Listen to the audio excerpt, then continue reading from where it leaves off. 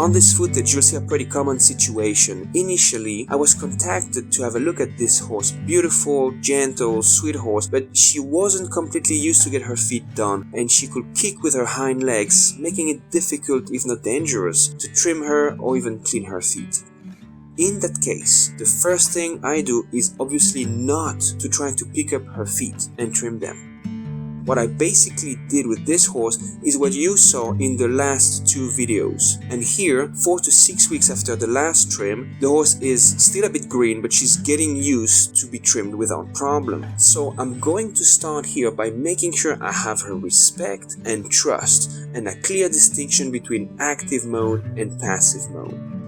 That's not going to take long, but I want to make sure she knows very clearly that there are times when we are going to move together, and that if I want to move her, I can, but without hurting her or making her scared. And there are times when we're going to do nothing together, and whatever I do on her or around her, I want her to relax and stand still, and that's when trimming happens, in passive mode, when she's calm and relaxed. I always explain it this way. If I need to trim this horse, I need to be able to pick up her feet and have them up in the air for a little while. In order to do that, I need her to be able to stand still. Make sense? And in order to have her standing still, I need to be able to move her so she can learn the difference between one and the other. So the first thing I'm going to do is to gain the horse's respect by, as always, moving her. So here, I'm going to check how easily and safely I can move that horse using the ABCs, the 3 first letters of the alphabet. A, moving the horse's hips. B, moving the horse's shoulders. C, motion forward. As you can see, no problem with moving the hips, no problem with moving the shoulders, but when I send her on a circle and ask for the trot, she stops and wants to come back towards me and maybe even back up. So I have to work on that, and I quickly change my position. I go further back to open the space in front of her and close the space behind her, using increasing pressure followed by instant release to make it as clear, as easy as possible that at this stage what I want from her is to go forward. Remember, it is all about space, time, and energy. Get these 3 elements right, and you'll be able to achieve anything with your horse.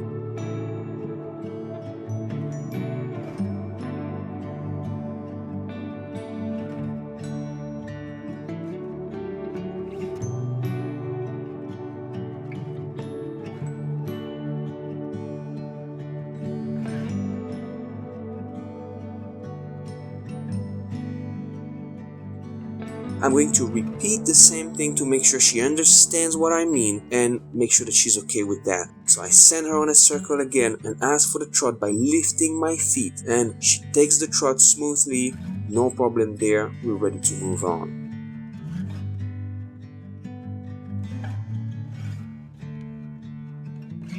Here we have respect. She's moving for me, not me for her, and she's giving me an appropriate response to pressure. So let's move on to trust.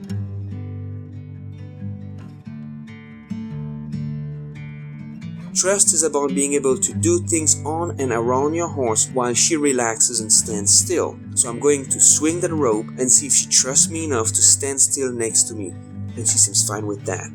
Like we saw in the previous episode, the final test is going to be to test the switch between passive mode and active mode. And here, observe how she stands still as long as I'm in passive mode, even though I'm swinging that rope pretty hard. But if I switch to active mode, with no rope swinging, just a look to her hindquarters, she responds right away, moving her hips laterally and bringing her head towards me. That's basically all I need to know. If the horse is giving me all this, if we have respect and trust, plus a clear distinction between active and passive mode, I know she's ready for the trim. When I go and pick her feet, I make sure that I bring my hand at her shoulder, then down all the way to her foot, so she has the time to prepare herself, shift her weight to make the foot that I'm picking up the lightest. Most horses will do that automatically as soon as they are used to it, but at the beginning you might have to help your horse with shifting her weight so you make the foot you're picking up the lightest.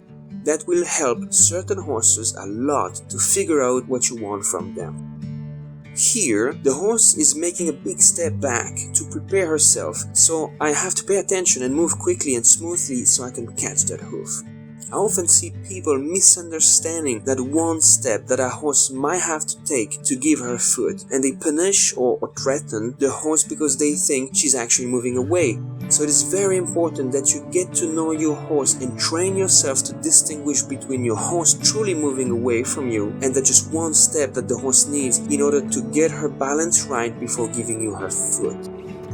Establishing respect and trust and having a clear distinction between active mode and passive mode will allow you to pick up, clean and trim your horse on a loose lead rope without the need of someone else holding your horse, which is in certain cases helpful, but in others it might be extra pressure put on the horse or pressure used at the wrong time. So we've got to be careful with this, with who and how we hold the horse while she's being trimmed. A very common mistake is to believe you need to hold a horse in order for her to stand still. I often see people keeping a constant tension on the lead rope even though the horse is already standing still.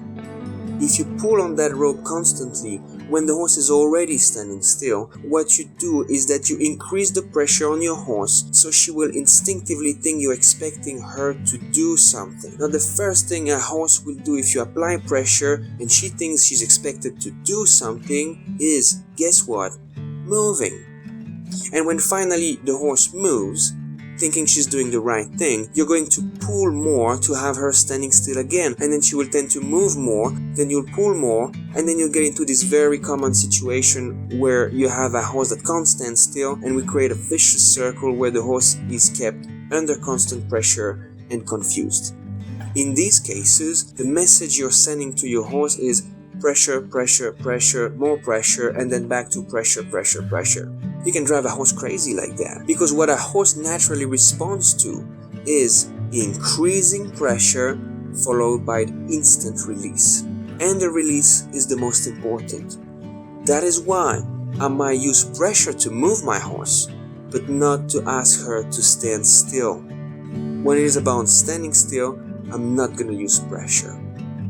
Here, after using increasing pressure to move the horse, I give her release, and the whole time I'm taking care of her feet, she's just enjoying that release, perfectly free to sniff, to play with the rope with her mouth, to scratch herself without any tension or pressure except maybe me holding her foot. That allows a horse to relax as much as possible and find that sweet spot. Sometimes they even look half asleep, and that makes it super easy for you to take proper care of their feet. The deal is this: do whatever you want with your head and neck as long as you don't move your feet. And most horses are quite happy with that. Once again, like we saw in previous videos, I focus on the horse's entire body, not just the head. The last thing I want is to try to trim a horse against her will. Before I even think about picking a horse's feet, I need her respect and trust. And I need her to understand that what I'm looking for is a cooperation. And I need her to understand the difference between active and passive mode. Trimming is not a one-man job, it is a teamwork.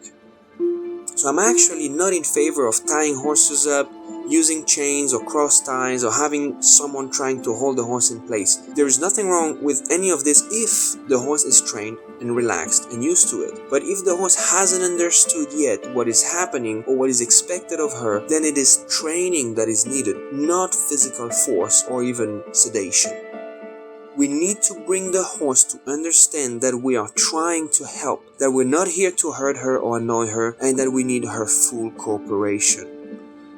When I pick her hind foot, you can see that she kind of starts walking, but by just holding her foot gently, she immediately stops and stands still again. And that is another thing I have to thank her for, because she's really trying her best, and maybe for a second she was confused about what to do, and I think she just wanted to get closer and check out the camera. But as soon as she feels I've got her foot, she stops and relaxes, which tells me that I've got a really nice and really sweet horse here. We have to think twice before thinking that a horse is making a mistake. More often than not, they are actually doing the right thing, and we miss it and blame them for it, while what we should do is to try to understand them better and even reward them. Maybe you remember a previous video where I talk about the fact that horses don't understand time the way we do, and if you're going to interact with them, you should make sure that you have plenty of time. If you're in a rush, all what your horse will perceive is stress and anger. Here, I like to take the time to let the horse scratching herself or even helping her out by doing it, doing a little bit of mutual grooming to strengthen our connection.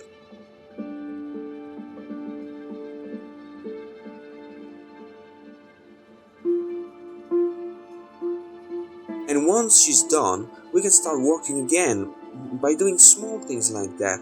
I even believe that you're making an investment in time, which means that giving these few extra seconds to the horse at the beginning of our relationship can help her relaxing as much as possible. And when she's calm and relaxed, the trim is going to be easier and even faster. So in the end, I might even be saving time on the long run.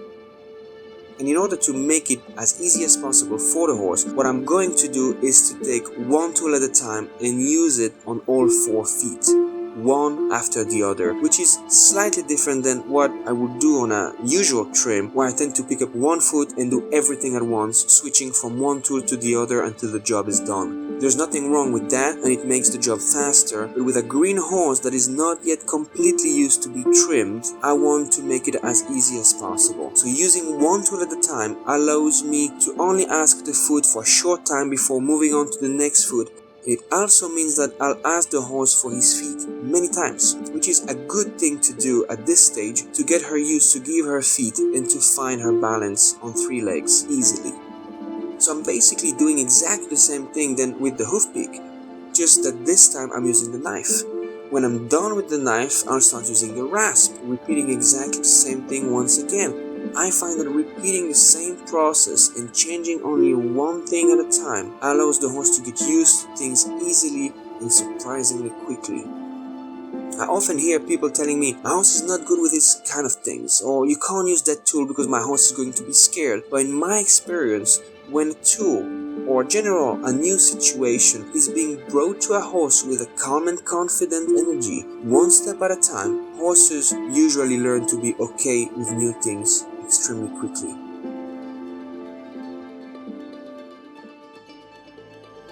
You see here how the horse being able to use her neck and head freely actually helps her to find her balance.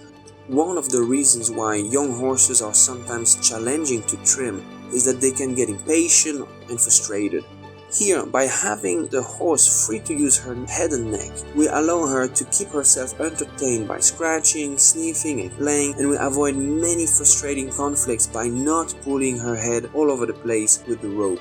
In many cases, I find it truly helps the horse to find that sweet spot where the trim or the handling in general becomes easy and even pleasant.